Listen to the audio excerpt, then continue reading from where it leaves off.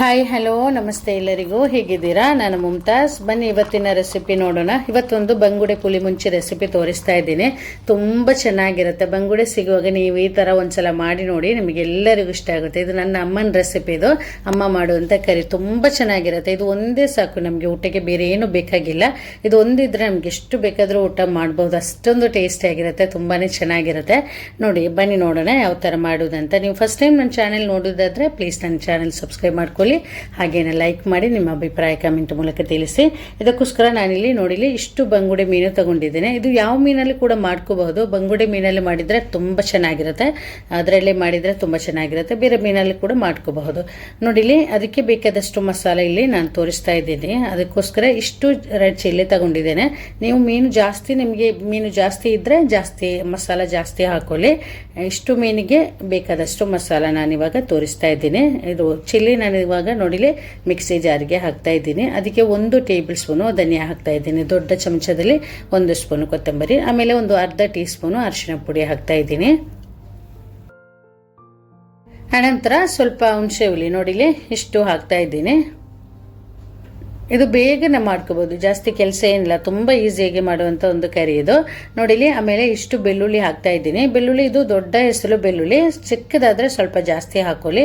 ನಿಮ್ಗೆ ನೋಡಿದ್ರಲ್ಲಿ ಇಷ್ಟು ಹಾಕಿದ್ದೇನೆ. ಆಮೇಲೆ ಸ್ವಲ್ಪ ನೀರು ಹಾಕ್ಕೊಂಡು ಚೆನ್ನಾಗಿ ಇದನ್ನು ರುಬ್ಕೊಳ್ಳಿ ನೈಸಾಗಿ. ನಮಗೆ ಮಿಕ್ಸಿಯಲ್ಲಿ ಎಷ್ಟು ನೈಸಾಗಿ ನಮಗೆ ಆಗುತ್ತೋ ಅಷ್ಟು ನೈಸಾಗಿ ಈ ಥರ ನೋಡಿಲಿ ಈ ಥರ ರುಬ್ಕೊಂಡಿದ್ದೇನೆ. ಇವಾಗ ಮಸಾಲೆ ರೆಡಿ ಆಯಿತು. ಇನ್ನು ಇದನ್ನು ನಾವು ಯಾವ ಪಾತ್ರದಲ್ಲಿ ಮಾಡ್ತೀವೋ ಅದೇ ಪಾತ್ರಕ್ಕೆ ಹಾಕಿದ್ರೆ ಆಯಿತು. ನೋಡಿಲಿ ಈ ಥರ ನಾವು ಗಸಿ ಎಲ್ಲ ಮಾಡುವಾಗ ಈ ಥರ ಅಗಲ ಪಾತ್ರದಲ್ಲಿ ಮಾಡುವುದು ಒಳ್ಳೆಯದು. ನೋಡಿ ಮಸಾಲ ಹಾಕಿದ್ದೇನೆ. ಇನ್ನು ಬೇಕಾದ ಸ್ವಲ್ಪ ಉಪ್ಪು ಹಾಕೋಳು, ರುಚಿಗೆ ತಕ್ಕಷ್ಟು ಉಪ್ಪು ಹಾಕ್ತಾ ಇದ್ದೀನಿ. ಆಮೇಲೆ ಒಂದು ಮೀಡಿಯಂ ಸೈಜ್ ಟೊಮೆಟೊ ನೋಡಿಲಿ ಈ ಥರ ಕಟ್ ಮಾಡಿ ಇಟ್ಟಿದ್ದೇನೆ, ಅದನ್ನು ಹಾಕೋಲ್ಲ.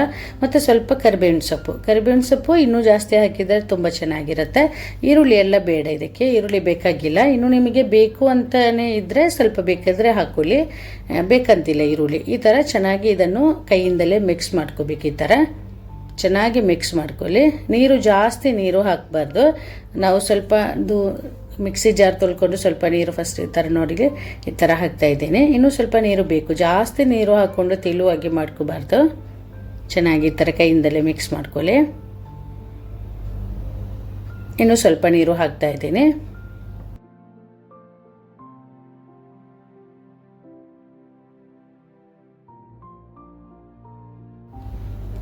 ಇದಕ್ಕೆ ಸ್ವಲ್ಪ ಉಪ್ಪು ಕಮ್ಮಿ ಉಂಟು, ಉಪ್ಪು ಹಾಕ್ತಾ ಇದ್ದೀನಿ.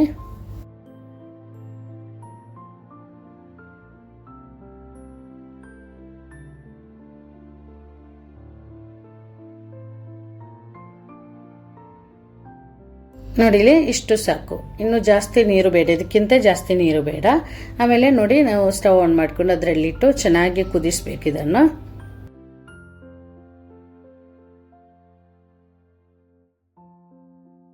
ಇವಾಗ ನೋಡಿ ಈ ಥರ ಚೆನ್ನಾಗಿ ಕುದೀತಾ ಬರ್ತಿದೆ. ಇನ್ನು ಇದಕ್ಕೆ ಮೀನು ಹಾಕೋಲ್ವಾ. ಮೀನು ದೊಡ್ಡ ಮೀನಾದರೆ ಕಟ್ ಮಾಡಿಕೊಂಡು ಹಾಕೊಳ್ಳಿ, ಹಾಗೇನೆ ಹಾಕಬೇಡಿ. ನಾನು ಇವಾಗ ಕಟ್ ಮಾಡಿ ಇಟ್ಟಿದ್ದೇನೆ.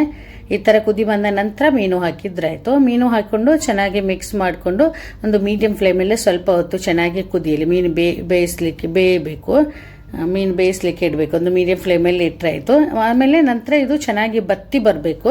ನೋಡಿಲಿ ಈ ಥರ ಚೆನ್ನಾಗಿ ಮಿಕ್ಸ್ ಮಾಡಿ ಇಟ್ಟಿದ್ದೇನೆ. ಇನ್ನು ಇದಕ್ಕೆ ನಾವು ಈ ಥರ ಮೀಡಿಯಂ ಫ್ಲೇಮಲ್ಲಿ ಇಟ್ಟು ಬೇಯಿಸುವಾಗ ಅದಕ್ಕೆ ಮುಂಚೆ ಸ್ವಲ್ಪ ಕೋಕೋನಟ್ ಆಯಿಲ್ ಇದರ ಮೇಲ್ಗಡೆ ಹಾಕೊಳ್ಳಿ.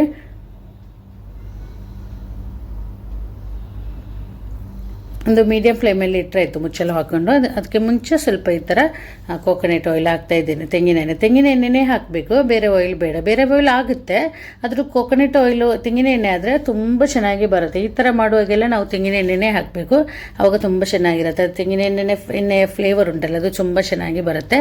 ಮುಚ್ಚಲು ಹಾಕ್ಕೊಂಡು ಮೀಡಿಯಂ ಫ್ಲೇಮಲ್ಲಿ ಸ್ವಲ್ಪ ಹೊತ್ತು ಚೆನ್ನಾಗಿ ಕುದಿಯಲಿ. ಆ ಥರ ಇಡುವಾಗ ಮಧ್ಯದಲ್ಲಿ ನೋಡ್ಕೊಳ್ಳಿ, ಮಧ್ಯದಲ್ಲಿ ಈ ಥರ ಓಪನ್ ಮಾಡಿಕೊಂಡು ಒಂದ್ಸಲ ಮಿಕ್ಸ್ ಮಾಡಿ ಇಟ್ಕೊಡಿ. ಆಮೇಲೆ ಇವಾಗ ಇದರಲ್ಲಿ ಸ್ವಲ್ಪ ಕರಿ ಉಂಟಲ್ಲ, ಇಷ್ಟು ಕರಿ ಉಂಟಲ್ಲ, ಇದೆಲ್ಲ ಚೆನ್ನಾಗಿ ಬತ್ತಿ ಬರಬೇಕು. ಇನ್ನು ಮತ್ತೆ ಈ ಥರ ಮಿಕ್ಸ್ ಮಾಡಿದ ನಂತರ ಮತ್ತೆ ಸಣ್ಣ ಉರಿಯಲ್ಲಿ ಇಟ್ಕೊಂಡು ಚೆನ್ನಾಗಿ ಬತ್ತಿಸಿದ್ರೆ ಆಯಿತು. ಬತ್ತಿ ಬರಬೇಕು ಇದೆಲ್ಲ, ನೀರೆಲ್ಲ ಇದರಲ್ಲೇ ಸ್ವಲ್ಪ ಕರಿ ಉಂಟಲ್ಲ, ಇದೆಲ್ಲ ಚೆನ್ನಾಗಿ ಬತ್ತಿ ಬರಬೇಕು. ಸಣ್ಣ ಉರಿಯಲ್ಲಿ ಇಟ್ಕೊಳ್ಳಿ, ಮಧ್ಯದಲ್ಲಿ ನೋಡ್ಕೊಳ್ಳಿ. ಆ ಥರ ಇಡುವಾಗ ಈ ಥರ ನಾವು ಬತ್ತಿಸ್ಲಿಕ್ಕೆ ಇಡ್ತೀವಲ್ಲ, ಅದು ನಾವು ಒಲೆಯಲ್ಲಿ ಅಡಿಗೆ ಮಾಡುವುದಾದ್ರೆ ಅಡಿಗೆ ಎಲ್ಲ ಮಾಡಿದ ನಂತರ ಒಲೆಯಲ್ಲಿ ಅದರಲ್ಲಿ ಕೆಂಡ ಇರುತ್ತಲ್ಲ ಅದರಲ್ಲೇ ಇಟ್ಟು ಮಾಡೋದಾದ್ರೆ ತುಂಬ ಚೆನ್ನಾಗಿ ಬರುತ್ತೆ. ಮುಂಚೆ ಎಲ್ಲ ಅಮ್ಮ ಆ ಥರ ಮಾಡ್ತಿದ್ರು, ತುಂಬ ಚೆನ್ನಾಗಿ ಬರುತ್ತೆ. ಇವಾಗ ಗ್ಯಾಸ್ ಸ್ಟವಲ್ಲಿ ಮಾಡೋದಾದರೆ ಈ ಥರ ಸಣ್ಣ ಉರಿಯಲ್ಲಿ ಫುಲ್ಲಾಗಿ ಮುಚ್ಚಲು ಹಾಕಬೇಡಿ, ಒಂದು ಹಾಫ್ ಮುಚ್ಚಲು ಹಾಕ್ಕೊಂಡು ಈ ಥರ ನೋಡಿಲಿ ಈ ರೀತಿ ಚೆನ್ನಾಗಿ ಬತ್ತಿ ಬರಬೇಕು. ನೋಡಿದ್ರಲ್ಲ ನಿಮಗೆ ಗೊತ್ತಾಯ್ತಲ್ಲ, ಈ ಥರ ಆಗಬೇಕು. ಇನ್ನೂ ಇದಕ್ಕಿಂತ ಇನ್ನೂ ಡ್ರೈ ಆಗಿ ಬರಬೇಕಂದ್ರೆ ಇನ್ನೂ ನಿಮಗೆ ಡ್ರೈ ಆಗಬೇಕಾದ್ರೆ ಇನ್ನೂ ಸ್ವಲ್ಪ ಹೊತ್ತಿಟ್ರೆ ಇನ್ನೂ ಇದು ಡ್ರೈ ಆಗುತ್ತೆ. ನಾನಿವಾಗ ಇಷ್ಟೇ ಸಾಕು, ಈ ಥರ ಆಫ್ ಮಾಡ್ತೀನಿ ಇವಾಗ ಸ್ಟವ್. ಈ ಥರ ಸಾಕು, ಇಷ್ಟು ಸಾಕು. ಅದರ ಮೇಲೆ ಸ್ವಲ್ಪ ತೆಂಗಿನೆಣ್ಣೆ ಮತ್ತೆ ತೆಂಗಿನ ಎಣ್ಣೆ ಸ್ವಲ್ಪ ಹಾಕ್ತಾಯಿದ್ದೀನಿ, ಒಂದು 2-3 ಸ್ಪೂನು ತೆಂಗಿನ ಎಣ್ಣೆ ಮತ್ತೆ ಹಾಕ್ತಾಯಿದ್ದೀನಿ. ತುಂಬ ಚೆನ್ನಾಗಿರುತ್ತೆ. ನಾನು ಹೇಳಿದಾಗೆ ತೆಂಗಿನ ಎಣ್ಣೆನೇ ಹಾಕಬೇಕು, ಆವಾಗ ತುಂಬ ಚೆನ್ನಾಗಿ ಬರುತ್ತೆ. ಆಮೇಲೆ ಫೈನಲಾಗಿ ಸ್ವಲ್ಪ ಕರಿಬೇವಿನ ಸೊಪ್ಪು ಕೂಡ ಹಾಕ್ತಾಯಿದ್ದೀನಿ. ಇವಾಗ ನೋಡಿದ್ರಲ್ಲ ಎಷ್ಟು ಈಸಿಯಾಗಿ ಮಾಡಿದ್ದೇವೆ ಅಂತ, ತುಂಬಾ ಸುಲಭವಾಗಿ ಮಾಡುವಂಥದ್ದು ಮೀನು ಇದು ಬಂಗುಡೆ ಪುಳಿ ಮುಚ್ಚಿ. ತುಂಬಾ ಟೇಸ್ಟಿಯಾಗಿರುತ್ತೆ, ನಿಮಗೆ ನೋಡುವಾಗಲೇ ಗೊತ್ತಾಗ್ಬೋದು, ತುಂಬಾ ಚೆನ್ನಾಗಿರುತ್ತೆ ಇದು. ಈ ಥರ ಊಟಕ್ಕೆಲ್ಲ ನಮಗೆ ರೈಸ್ ಜೊತೆ ಎಲ್ಲ ಇದು ಒಂದೇ ಸಾಕು, ಬೇರೆ ಏನು ಬೇಕಾಗಿಲ್ಲ.